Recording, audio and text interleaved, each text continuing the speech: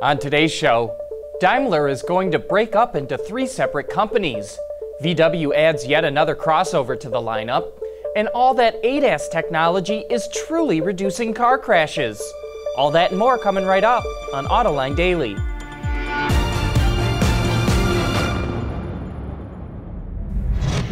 This is Autoline Daily, the show dedicated to enthusiasts of the automotive industry. Daimler is going to change the structure of the company. Daimler is going to get broken up into 3 separate companies: Mercedes-Benz Cars and Vans, Mercedes-Benz Trucks and Buses, and Mercedes-Benz Financial Services. Daimler believes this will unlock shareholder value that will provide the company with more money to invest in autonomous and electric vehicles.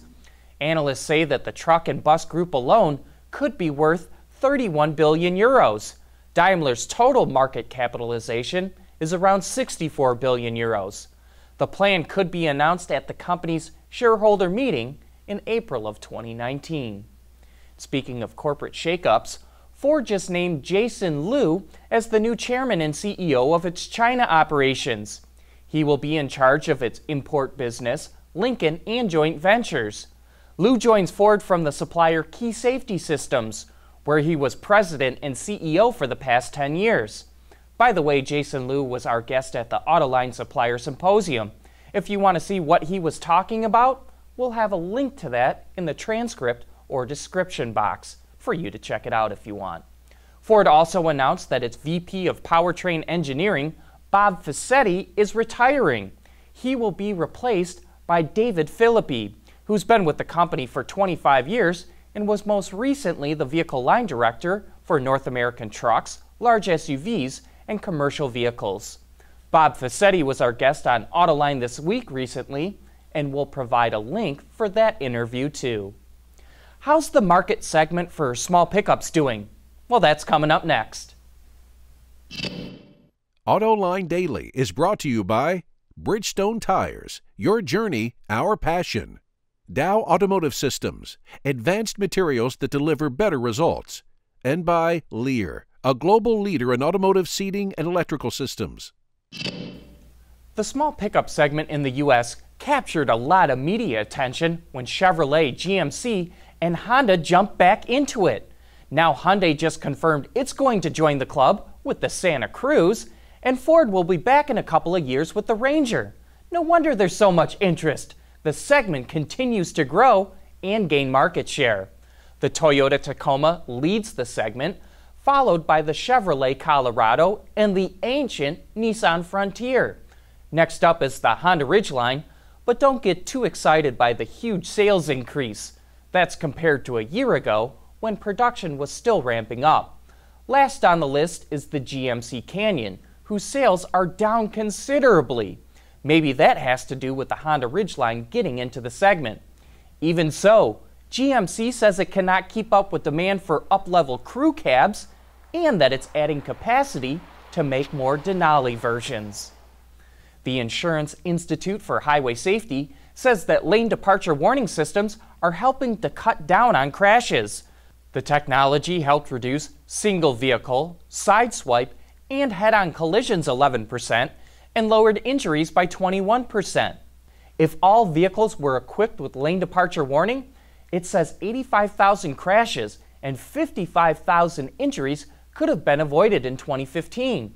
Blind spot detection lowered the rate of lane-changing crashes by 14% and injuries by 23%. If every vehicle was equipped with that technology, it could reduce car crashes by 55,000 a year. Coming up next, as the world moves to crossovers, Volkswagen just added another one to its lineup.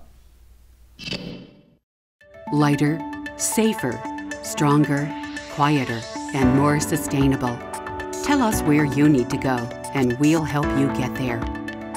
Dow Automotive Systems. We don't succeed unless you do. Well, small crossovers are big right now, and Volkswagen just introduced an all-new one. The T-Roc now sits below the Atlas and Tiguan in VW's lineup, but it shares the same MQB platform as the larger CUVs. A total of 6 gasoline and diesel engines are available. that range from 115 horsepower up to 190. There's a choice of a manual transmission or a 7-speed DCT, as well as an option for all-wheel drive. VW's new adjustable digital cockpit is available on the T-Roc. A 6.5-inch infotainment screen is standard, while an 8-inch version is optional. As of now, there's no plans to bring the T-Roc to the US, but we've got to believe it won't stay that way for long. BMW is getting set to introduce the third member of its i family. Coming for 2018 is a Roadster version of the i8. Other than a section of the roof missing, not much else looks different with the car. And it's probably going to take more than scooping out a portion of the roof to help the i8.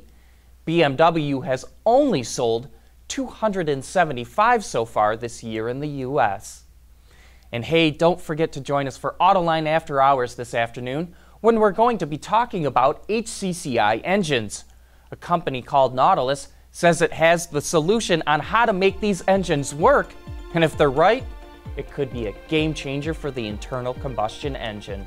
So join John and Gary for some of the best insights as to what's going on in the global automotive industry. But that's it for today. Thanks for watching, and please join us again tomorrow.